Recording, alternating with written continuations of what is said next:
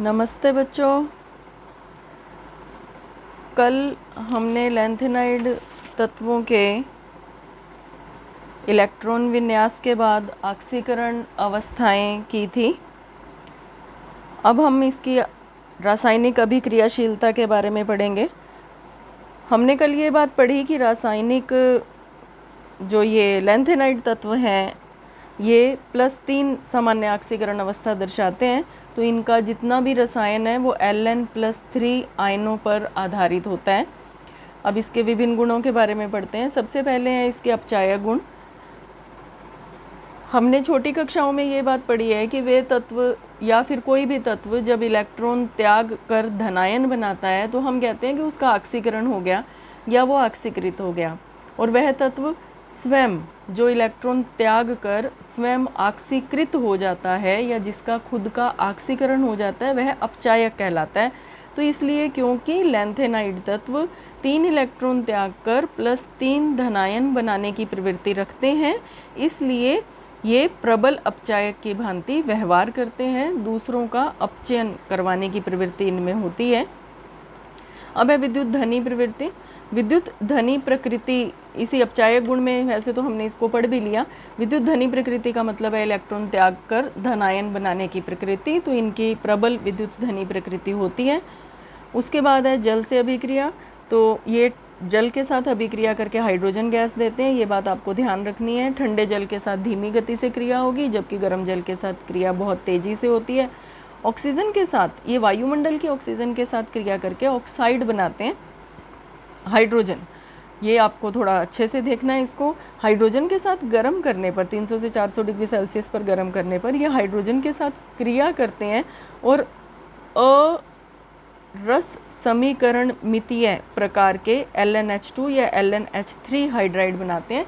इसका मतलब आप समझिए, अरस समीकरण मितीय का मतलब क्या होता है। आपने स्थिर अनुपात का नियम 11वीं कक्षा में पढ़ा था, जिसके अनुसार कोई भी यौगिक होता है उसमें पाए जाने वाले जो विभिन्न तत्वों के परमाणुओं का अनुपात होता है वो हमेशा फिक्स होता है।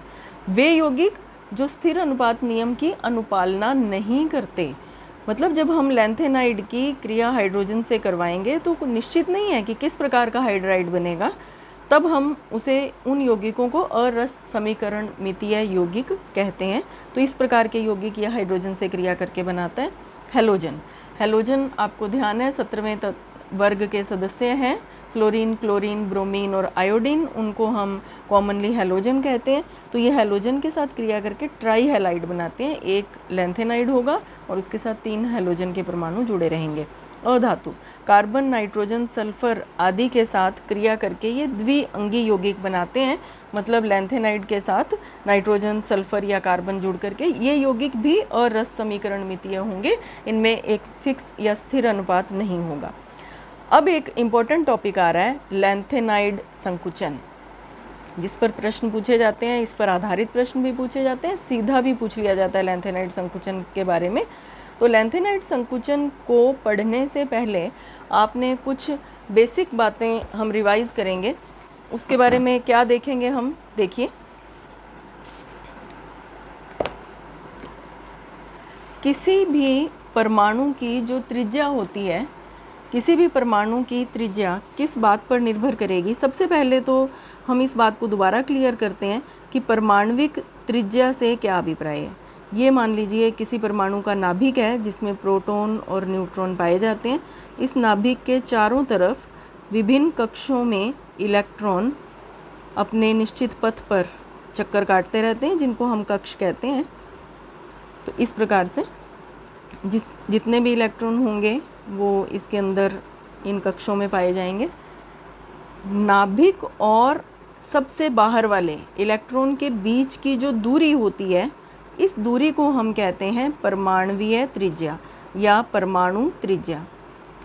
अब ये परमाणुवीय त्रिज्या किन बातों पर निर्भर करती है। परमाणुवीय त्रिज्या 2 फैक्टर्स पर निर्भर करेगी, 2 कारकों पर निर्भर करेगी। सबसे पहला जो कारक है वो है नाभिक के अंदर पाए जाने वाले प्रोटॉन की संख्या। हम इसको फर्स्ट कारक कह सकते हैं, जिस पर निर्भर करेगी परमाणुवीय त्रिज्या।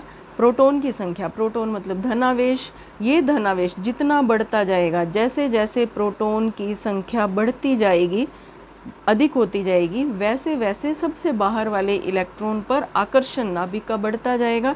तो इस कारक की वजह से जो आकार होगा, वो परमाणुीय आकार होगा, वो छोटा होता जाएगा।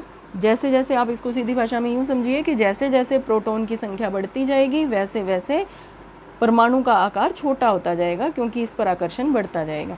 जो दूसरा कारक है वो देखिए, नाभिक और सबसे बाहर वाले इलेक्ट्रॉन के बीच में कुछ और कक्ष हैं जिनमें इलेक्ट्रॉन पाए जाते हैं।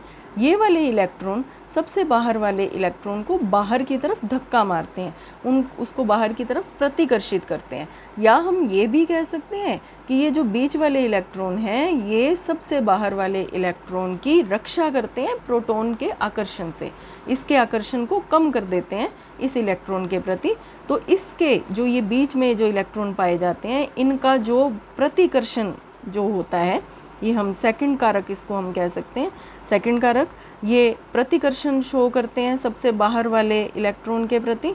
तो ये जो प्रतिकर्षण होता है, इसको हम कहते हैं परिरक्षण प्रभाव। तो परिरक्षण प्रभाव का मतलब है सबसे बाहर वाले इलेक्ट्रॉन को बीच वाले जो कक्षों के इलेक्ट्रॉन हैं वो बाहर की तरफ प्रतिकर्षित करते हैं या नाभिक के आकर्षण से उसको बचाते हैं। इसको परिरक्षण प्रभाव कहते हैं। जैसे जैसे परिरक्षण प्रभाव बढ़ता जाएगा, वैसे वैसे आकार, परमाणु का आकार भी बढ़ता जाएगा। हम ये बात कह सकते हैं कि जो फर्स्ट कारक है, प्रोटॉन की संख्या बढ़ने पर परमाणु का आकार छोटा होता जाता है, और सेकंड कारक परिरक्षण प्रभाव बढ़ने पर परमाणु का आकार बड़ा होता जाता है। ये बात आपने अपने दिमाग में रखनी है। अब हम बात करते हैं आवर्त सारणी की, कि आवर्त सारणी में इन दोनों कारकों का इफ़ेक्ट क्या होता है। ये भी वैसे हम छोटी कक्षाओं में और 11th में भी पढ़ चुके हैं। अब आप ये देखिए, ये आवर्त सारणी है। जैसे जैसे हम आवर्त सारणी में ऊपर से नीचे आते हैं, ऊपर से नीचे आने पर दूसरा प्रभाव ज़्यादा काम करता है, परिरक्षण प्रभाव का जो फैक्टर है वो ज़्यादा काम करता है, जिसकी वजह से जैसे जैसे हम ऊपर से नीचे आएंगे, वैसे वैसे आकार बड़ा होता जाएगा। ये बात आपने ध्यान रखनी है। जैसे जैसे हम आवर्त सारणी में बाएं से दाएं की तरफ बढ़ते हैं, वैसे वैसे फर्स्ट फैक्टर जो आपके नाभिकीय आवेश वाला फैक्टर है वो ज़्यादा काम करता है, जिसकी वजह से आकार छोटा होता है। मतलब जब आवर्त सारणी में ऊपर से नीचे आते हैं, आकार बड़ा होता है।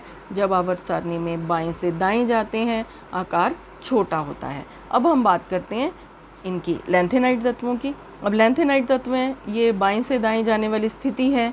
इधर से इधर जा रहे हैं हम, तो जब इधर से इधर बाएं से दाएं जाते हैं, हम सीरियम से ल्यूटेशियम की तरफ जाते हैं, तो आकार धीरे धीरे बहुत कम मात्रा में आकार छोटा होता चला जाता है। तो सीरियम की अपेक्षा ल्यूटेशियम का आकार छोटा होगा। ये या हम ये कह सकते हैं कि लैंथेनाइड में, पूरी आवर्त सारणी में भी ऐसा ही होता है, और उसी प्रकार लैंथेनाइड में भी ऐसा ही होता है कि आकार में क्रमिक कमी आती है, आकार कम होता जाता है या छोटा होता जाता है। अब हम इसको बुक में देखते हैं कि आपकी बुक में इसको किस प्रकार से बताया गया है। त्रिज्या को प्रभावित करने वाले कारक बताए हैं नाभिकीय आवेश, इसके बारे में अभी हमने समझा। और दूसरा बताया हुआ है परिरक्षण प्रभाव, इसकी भी बात हमने की। लैंथेनाइड तत्वों में परमाणु क्रमांक बढ़ने के साथ साथ नाभिकीय आकर्षण तो बढ़ता ही है, लेकिन परिरक्षण प्रभाव उतना नहीं बढ़ता, जिससे उसके आकार में कमी आ जाती है और परमाणु संकुचित हो जाते हैं। लैंथेनाइडों के आकार में इस प्रकार से होने वाली क्रमिक कमी को लैंथेनाइड संकुचन कहा जाता है। तो लैंथेनाइड के आकार में होने वाली इस क्रमिक कमी को लैंथेनाइड संकुचन कहा जाता है। ये क्रमिक कमी क्यों होती है वो हमने इसमें देख लिया। अब हमें ये देखना है कि इस लैंथेनाइड संकुचन का क्या प्रभाव है, या इसके इम्पैक्ट क्या आते हैं, या इसके और क्या हम अलग प्रश्नों में इसका प्रभाव देखते हैं। तो इसमें अब आप ये देखिए कि पहले हम इसको समझने की कोशिश करते हैं आवर्त सारणी की सहायता से कि ये इनकी स्थिति क्या है। ये है लैंथेनम और ये है हैफनियम।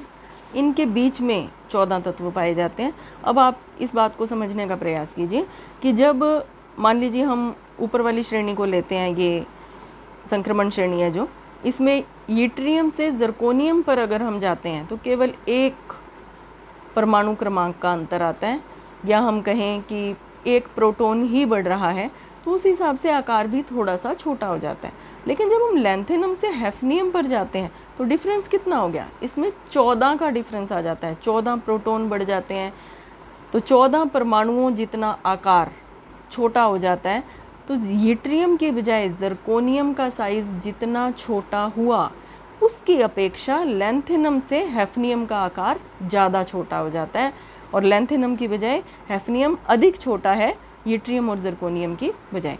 तो इस वजह से क्या होगा कि स्कैंडियम से यट्रियम छोटा है, बड़ा है, स्कैंडियम से यट्रियम बड़ा है, यट्रियम से लैंथेनम बड़ा है, टाइटेनियम से ज़िरकोनियम बड़ा है, लेकिन ज़िरकोनियम से हैफनियम बड़ा नहीं होता, ये लगभग इसके बराबर हो जाता है। बराबर क्यों होना, तो इसको बड़ा चाहिए था, लेकिन ये बड़ा नहीं होता, ये लगभग बराबर हो जाता है, क्योंकि यहाँ पर 14 तत्वों का लैंथेनाइड संकुचन आ गया। तो यही कारण है कि जो ये 4D और 5D सीरीज़ हैं संक्रमण तत्वों की, इन सब के आकार लगभग समान होते हैं। 3D से 4D बड़ी होगी, लेकिन 4D से 5D बड़ी ना होकर के लगभग बराबर होती है। ऐसा कब होता है, यहाँ से शुरू होता है। ज़िरकोनियम और हैफनियम का आकार लगभग बराबर है, ये आपके प्रश्न है पीछे दिया हुआ है।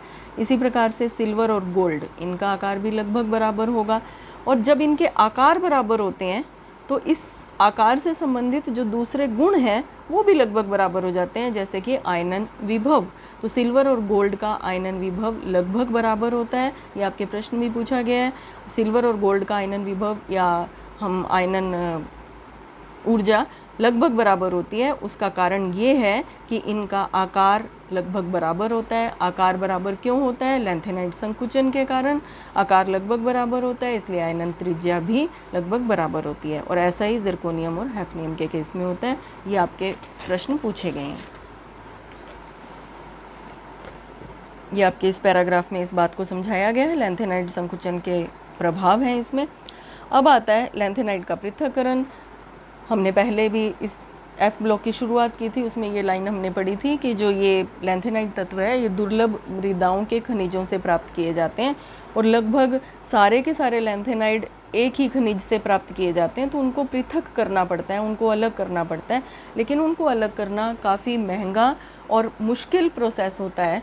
ऐसा क्यों होता है, उसका कारण ये है कि ये जो लैंथेनाइड्स हैं इनका आकार में ज़्यादा अंतर नहीं होता और इनके रासायनिक गुणों में भी ज़्यादा अंतर नहीं होता, और पदार्थों को जो पृथक किया जाता है वो इनके रासायनिक गुणों के आधार पर किया जाता है। तो इनके रासायनिक गुण लगभग समान होने की वजह से इनको पृथक करना कठिन होता है, और इनको पृथक करने के लिए जैसे भी इनको पृथक किया जाता है तो उसके लिए जो विधि है वो है आयन विनिमय विधि। आगे है लैंथेनाइड के हाइड्रोक्साइडों की क्षारीय प्रकृति। हाइड्रोक्साइड का मतलब है OH पीछे जुड़ा रहेगा।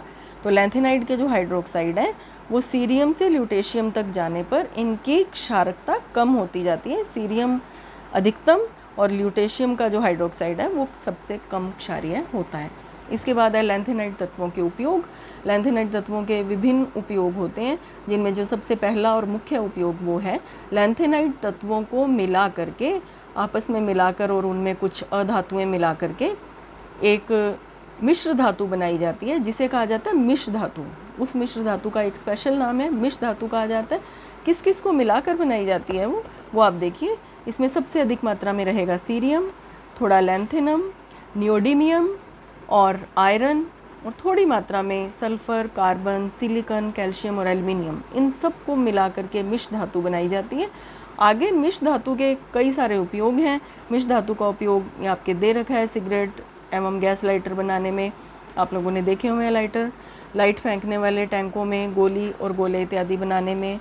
मिश्र धातु के साथ जब मैग्नीशियम मिला दी जाती है तो जेट इंजन के पुर्जे बनाने में काम में आता है। सीरियम सल्फेट, ये अनुमापन, आयतनीय अनुमापन, आपको ध्यान है आप लोगों ने 11th क्लास में टाइट्रेशन की थी ब्यूरेट और पिपेट की सहायता से, उसमें ऑक्सीकारक के रूप में भी इसका प्रयोग किया जाता है सीरियम सल्फेट का। सीरियम के लवणों का उत्प्रेरक के रूप में प्रयोग होता है। नियोडिमियम और प्रोजियोडियम, इनके ऑक्साइड धूप के चश्मा बनाने में भी उपयोग होते हैं, और अनुचुंबकीय और लोह चुंबकीय प्रकृति के कारण इलेक्ट्रॉनिक यंत्र बनाने में भी इनका उपयोग किया जाता है। नेक्स्ट है एक्टिनाइड। एक्टिनाइड 4 F सीरीज़ तो लैंथेनाइड थी, 5F सीरीज़ या हम कहें F ब्लॉक तत्वों की दूसरी श्रेणी, अंतः संक्रमण तत्वों की दूसरी श्रेणी, या इसे 5F सीरीज़ के नाम से जाना जाता है। ये एक्टिनाइड हैं, इनका जो अंतिम इलेक्ट्रॉन है वो 5F उपकोष में जाता है। इसमें भी 14 इलेक्ट्रॉन आएंगे क्योंकि ये एक्टिनियम 89 के बाद आते हैं, इसलिए इनको एक्टिनाइड या एक्टिनॉन कहा जाता है। ये थोरियम 90 से शुरू होकर के लॉरेंशियम 103 तक चलते हैं और इन तत्वों का में जो इलेक्ट्रॉन है वो 5F कक्षक में भरा जाएगा। ये भी N-2 कक्षक है, सबसे बाहर वाले के अंदर से अंदर वाला कक्षक होता है। अब एक्टिनाइड से संबंधित कुछ ज़रूरी बातें। एक्टिनाइड जो स्टार्ट होता है वो 90 थोरियम 90 से शुरू होता है। इसका जो तीसरा तत्व आएगा यूरेनियम, काफ़ी आपने सुना होगा, यूरेनियम बॉम्ब इत्यादि बनाने में काम आता है, परमाणु बम में, परमाणु भट्टी में इसका प्रयोग किया जाता है। यूरेनियम के बाद वाले सभी तत्व कृत्रिम तथा अस्थायी होते हैं। कृत्रिम तत्वों का मतलब होता है कि इनको प्रयोगशाला में वैज्ञानिकों के द्वारा विभिन्न नाभिकीय अभिक्रियाओं से तैयार किया जाता है। इन्हें परा यूरेनियम तत्व या अति भारी तत्व कहा जाता है। इस पर भी प्रश्न आता है आपके। सभी के सभी एक्टिनाइड रेडियो सक्रिय होते हैं। एक्टिनाइड के बारे में एक विशेष बात है कि ये रेडियो सक्रिय होते हैं। रेडियो सक्रिय तत्व कौन से होते हैं? रेडियो सक्रिय तत्व वे हैं जिनमें रखे रखे उनमें से अल्फ़ा, बीटा और गामा पार्टिकल्स निकलते रहते हैं। अल्फ़ा बीटा पार्टिकल्स और गामा किरणें उनमें से निकलती रहती हैं, उन्हें रेडियो सक्रिय तत्व कहा जाता है। तो एक्टिनाइड सारे के सारे रेडियो सक्रिय होते हैं। हमने जैसे लैंथेनाइड्स का एक कॉमन सिंबल दिया था Ln, एक्टिनाइड का कॉमन सिंबल है An। अब हमें करना है इसका इलेक्ट्रॉनिक विन्यास। तो जैसे हमने लैंथेनाइड का कॉमन इलेक्ट्रॉनिक विन्यास किया था उसी प्रकार से हमें इनका भी कॉमन इलेक्ट्रॉनिक विन्यास करना है। तो इसका जो कॉमन इलेक्ट्रॉनिक विन्यास होगा वो रेडॉन से होगा। हम पहले एक्टिनियम का देख लेते हैं। एक्टिनियम 89, इसका जो इलेक्ट्रॉन विन्यास है इसे हम देखते हैं। ये है रेडॉन और रेडॉन के बाद आ जाएगा 5F0, 6D1 और 7S2। अब आप कल भी हमने बात की थी ज़ीनॉन, रेडॉन, इनकी हम बात करें। ये ज़ीनॉन, रेडॉन क्या हैं? ये वास्तव में इन तत्वों से बिल्कुल जस्ट पहले पाई जाने वाली अक्रिय गैस या उत्कृष्ट गैस है। उन्हीं की सहायता से आगे के इलेक्ट्रॉन विन्यास लिखे जाते हैं। अब इसमें देखिए लैंथेनम से पहले की जो अक्रिय गैस है, उत्कृष्ट गैस है, वो है ज़ीनॉन, और एक्टिनियम से पहले की जो उत्कृष्ट गैस है वो है रेडॉन। अब आप इसमें आवर्त सारणी में भी इसको देख सकते हैं, इसमें आपको समझा देते हैं। लैंथेनम इससे पहले ज़ीनॉन और एक्टिनियम इससे पहले है रेडॉन। तो रेडॉन 86 इलेक्ट्रॉन्स को रिप्रेजेंट करता है। तो 86 ये हो गए, 87, 88, 89, 89 इलेक्ट्रॉन हो जाते हैं। और इसके बाद जो पहला आपका ये आ जाएगा एक्टिनाइड तत्व आ जाएगा थोरियम 90, उसमें फिर F में इलेक्ट्रॉन भरे जाने शुरू हो जाएंगे। तो इनके जो इलेक्ट्रॉन हैं वो आपके सारे इसमें इलेक्ट्रॉन विन्यास दे रखे हैं, बिल्कुल जैसे ही हमने 4F सीरीज़ के किए थे। बस आपको इसका कॉमन इलेक्ट्रॉन विन्यास ध्यान रखना। तो इसका कॉमन इलेक्ट्रॉन विन्यास आपने ध्यान रखना है। इसका कॉमन इलेक्ट्रॉन विन्यास रहेगा रेडॉन 5F 0 से 14, 6D 0 से 2। बस यहाँ पर ये थोड़ा सा डिफरेंस आएगा, लैंथेनाइड में 0 से 1 था और ये है 7S2। ये इसका कॉमन इलेक्ट्रॉन विन्यास हो गया। अब इस चैप्टर का लास्ट टॉपिक लैंथेनाइड और एक्टिनाइड में अंतर। लैंथेनाइड की मुख्य ऑक्सीकरण अवस्था +3 थी, जबकि वो कुछ असंगत ऑक्सीकरण अवस्था भी दिखाता है +2 और +4। एक्टिनाइड की मुख्य ऑक्सीकरण अवस्था +3 है और उसके अलावा ये +2, +4, +6, +7 ऑक्सीकरण अवस्थाएं भी प्रदर्शित करता है। तो ये ज़्यादा ऑक्सीकरण अवस्थाएं दिखाते हैं लैंथेनाइड की अपेक्षा। लैंथेनाइड में केवल एक तत्व था जो रेडियो सक्रिय था, वो है प्रोमेथियम, जबकि एक्टिनाइड के सभी तत्व रेडियो सक्रिय होते हैं। ये लैंथेनाइड ऑक्सो आयन नहीं बनाते, जबकि एक्टिनाइड ऑक्सो आयन बनाते हैं। ऑक्सो आयन को समझिए। ऑक्सो आयन का मतलब होता है किसी परमाणु का ऑक्सीजन के साथ मिल करके आयनों का निर्माण करना। उसमें ऑक्सीजन की संख्या वेरी कर सकती है, जैसे इसमें 1 है, 2 है, या इसमें भी 2 हैं और ऊपर धन आयन है, तो इनको ऑक्सो आयन कहा जाता है। जो लैंथेनाइड है इनमें संकुल बनाने की प्रवृत्ति बहुत कम होती है। संकुल की बात हमने इस चैप्टर के शुरुआत में डी ब्लॉक में भी की थी। हमने बात की थी कि जो संक्रमण तत्व होते हैं, डी ब्लॉक तत्व होते हैं, वो संकुल का निर्माण बहुत ज़्यादा करते हैं। संकुल 9th चैप्टर हम इसको डिटेल में पढ़ेंगे, लेकिन फिर आपको बता देते हैं कि इसमें सेंटर में एक परमाणु रहता है और उसके चारों तरफ छोटे अणु उपसहसंयोजक बंध द्वारा जुड़े रहते हैं, उनको संकुल कहते हैं। तो ये संकुल बनाने की प्रवृत्ति इनमें कम होती है, ये आयनिक यौगिक बनाते हैं, जबकि एक्टिनाइड में संकुल बनाने की प्रवृत्ति बहुत ज़्यादा होती है। लैंथेनाइड कम क्षारीय होते हैं, एक्टिनाइड अधिक क्षारीय होते हैं। और जो लैंथेनाइड के जो त्रिधनात्मक आयन +3 वाले जो आयन होंगे वो रंगहीन होंगे, और जो एक्टिनाइड है इसके त्रिधनात्मक और चतुर्धनात्मक आयन जो होते हैं वो रंगीन होते हैं। तो ये हुआ लैंथेनाइड और एक्टिनाइड में अंतर। उम्मीद करती हूँ कि इन सभी वीडियोज़ को देख करके आप इस चैप्टर को आराम से समझ पाएंगे और इससे संबंधित प्रश्नों को हल कर पाएंगे। इसके बाद हम और एक आसान सा चैप्टर लेंगे, उसकी वीडियोज़ मैं उसके बाद तैयार करूँगी। और इस चैप्टर को आप अच्छे से पढ़िए, इसको याद कीजिए, ताकि आप परीक्षा में आने वाले जो आपके 3 नंबर हैं वो उनको आप अच्छे से सिक्योर कर पाएँ। बहुत आसान चैप्टर है। और इस चैप्टर के जो मुख्य प्रश्न हैं वो बीच बीच में मैंने आपको बता दिए कि कौन कौन से प्रश्न पूछे जाते हैं, और विशेष रूप से जो पिछले सालों के प्रश्न हैं उनको आप अच्छे से कीजिए। Thank you.